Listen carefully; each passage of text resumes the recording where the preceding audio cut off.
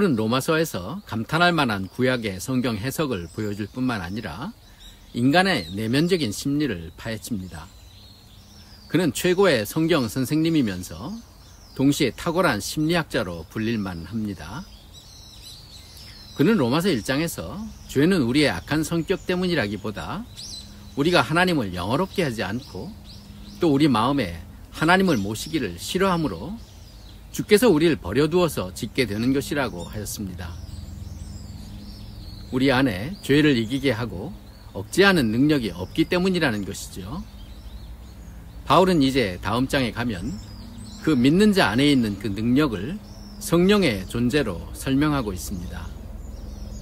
여기서는 죄가 어떻게 기회를 타서 율법을 이용해서 사람들이 더 죄에 빠지도록 하는지를 지적하고 있는데요. 우리는 율법과 죄의 관계가 율법과 은혜의 관계보다 더 가깝다는 것을 주목해야 합니다. 율법이 아니었으면 죄를 알지도 못했을 경우도 있는데 율법으로 인해 죄를 심히 죄가 되게 한다는 것입니다. 여기서 율법이 문제가 되는 이유는 율법이 악해서가 아닙니다. 바울은 율법은 선한 것이라는 것을 분명히 합니다. 그렇지만 율법은 우리를 죄를 짓지 않게 하는 능력은 없습니다.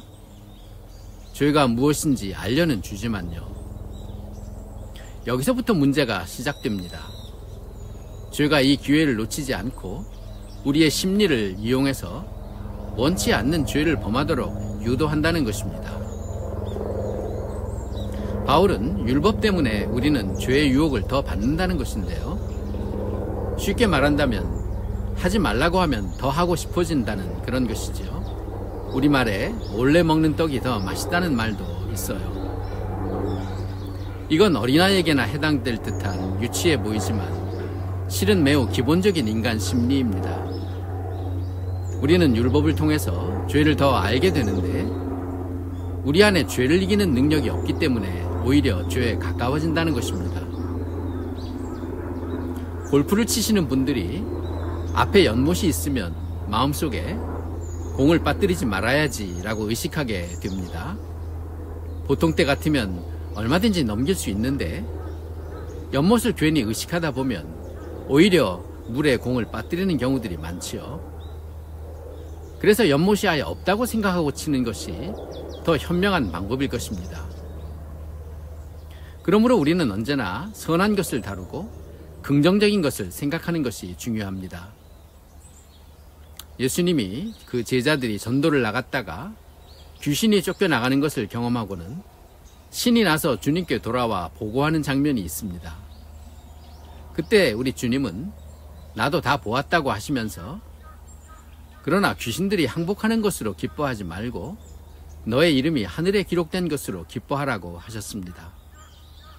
주님의 생각은 제자들이 귀신을 다루는 일에 정신을 쏟는 것이 그리 바람직한 것이 아니라는 것입니다. 우리가 율법을 의식하고 산다면 그러나 우리 안에 믿음이 없으면 율법을 지키려고 하다가 반대로 원치 않는 죄를 범하게 되기 쉽습니다. 우리는 죄를 너무 잘 알고 있으니까요.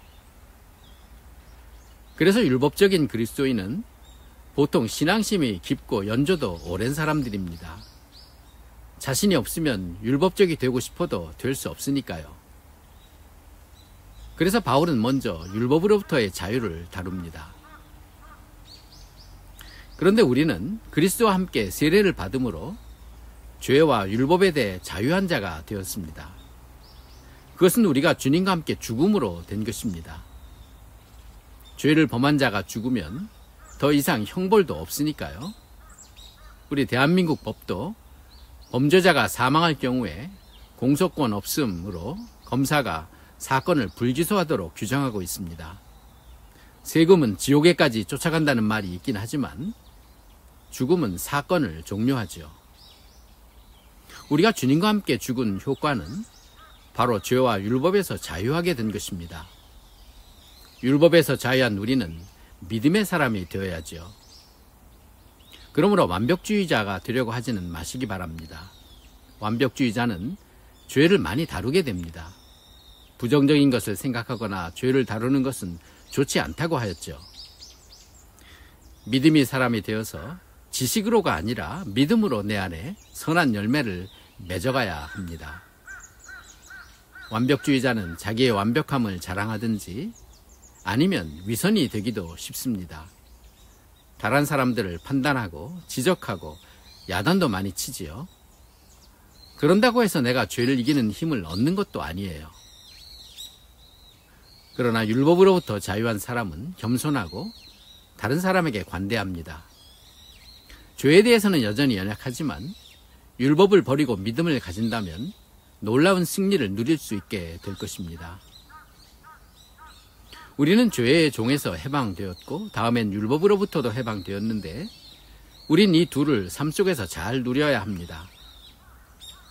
우리가 여전히 죄를 짓는 것에 대해서는 당연한 문제로 여기지만 율법에서 떠나는 일에는 아직도 큰 의미를 두지 않는 경우가 많습니다. 그러나 죄의 유혹에서 벗어나려면 율법에서 자유로워야 합니다. 거기엔 죄를 이기는 능력이 없으니까요. 그러나 믿음은 다릅니다. 그러므로 믿음과 율법은 서로 다른 길을 걷습니다.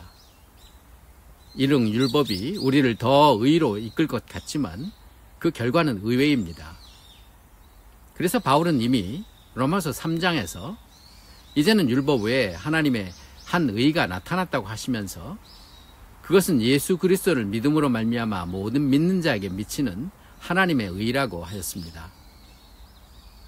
그러므로 율법으로부터 자유함으로 인해 죄의 심리 속에 더 빠져들지 않게 된 우리는 더 이상 능력이 없는 율법에 의지하지 않고 또 그것으로 다른 사람을 판단하지도 않고 또 다른 진정한 의의 방법인 믿음으로 죄를 다스릴 수 있게 되었습니다.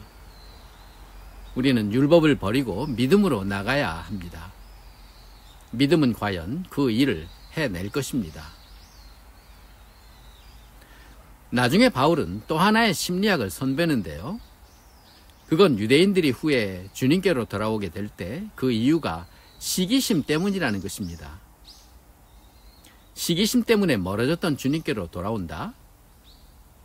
이것도 좀 어린아이처럼 유치해 보이는 해석 같고 아마 전문적인 심리학자라면 다루지도 않을 것 같지만 이것 역시 인간의 기본적인 심리죠. 유대인들은 아직도 예수를 믿지 않고 있지만 때가 이르면 주께서 다시 올 때가 그때가 될 것입니다.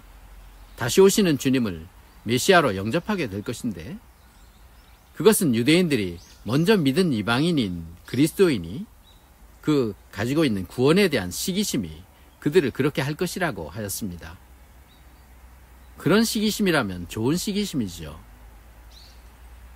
이미 오래전에 모세는 그 백성이 하나님이 아닌 것으로 하나님의 질투를 일으키고 허무한 것으로 진노를 일으켰으므로 하나님도 하나님의 백성이 아닌 자로 그들에게 시기가 나게 하고 어리석은 민족으로 말미암아 분노가 일어나게 할 것이라는 그런 하나님의 말씀을 전한 바 있으니까 유대인들이 가질 시기심은 처음 나온 이야기도 아닙니다. 지금은 기독교에 대해서 매우 부정적이고 악의적이기까지 한 비난의 도가 높습니다. 여기엔 그리스도인들의 잘못이나 죄가 그 빌미가 된 것도 있지만 그것만은 아니에요. 여기엔 세상 사람들의 시기심이 분명히 작용하고 있습니다. 세상 사람들은 기독교인들이 구원받은 것에 대해서 의식하고 있지는 않을지 몰라도 시기심을 갖고 있습니다. 그러므로 그런 비난에 우리 기독교가 위축되어야 할 필요는 없습니다. 우리의 허물과 죄는 진지하게 다루어야 하겠지만 세상이 시기하는 것에 대해서는 의연해야 합니다. 주님도 사람들이 나를 미워하니 너희도 미움을 받을 것이라고 말씀하셨습니다. 그 시기심 때문에라도 차라리 주께로 돌아올 수 있으면 얼마나 좋겠습니까? 우리는 오직 영혼을 사랑하고 그들도 구원을 얻도록 전하고 기도해야 할 것입니다. 이제 바울은 다시 죄의 눈을 돌려서 본격적으로 죄의 정복에 나섭니다. 이것은 그가 죄에 의해 정복되는 자신을 발견하는 것으로 시작합니다. 바울의 고민은 왜 나는 죄에 대해 죽었는데 여전히 원치 않는 죄를 질까 하는 것이었는데요. 천하의 바울도 이것에는 자유롭지 못하고 이 문제로 많이 씨름한 것으로 보입니다. 여기서 바울은 자기 안에 있는 죄의 존재를 봅니다. 바울은 원하는 바 선은 하지 아니하고 도리어 원치 아니하는 바 악은 행한다고 하면서 이를 행하는 자가 내가 아니고 내 속에 거하는 죄라고 하였습니다. 이것이 바울의 또 하나의 사이콜로지, 그의 심리학입니다. 선을 행하기를 원하는 나 말고 또 다른 악이 있어서 죄의 법 아래로 나를 사로잡아 오는 것을 본다고까지 하였습니다. 아니, 죄를 범하고도 그것도 모자라서 그것은 내가 한 것이 아니고 내 안에 있는 죄가 한 것이라니요.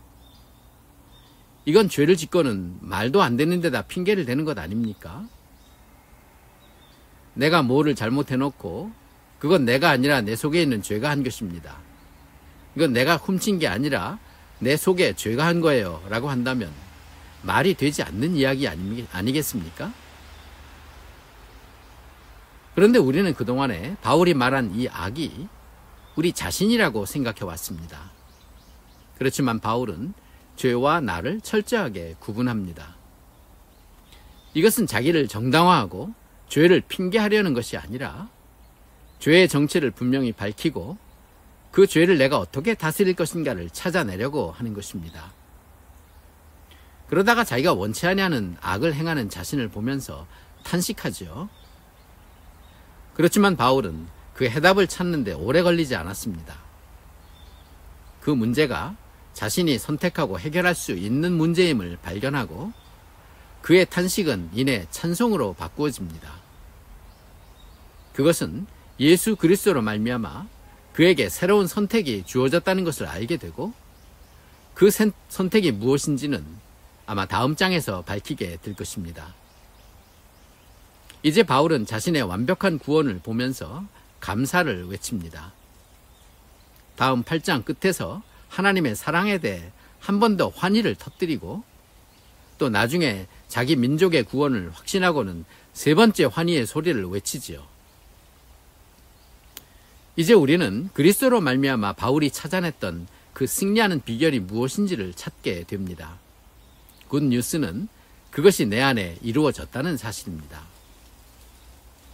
바울의 심리학은 우리 안에서 해피엔딩을 맞게 됩니다. 그의 감사가 그것을 말해주고 있습니다.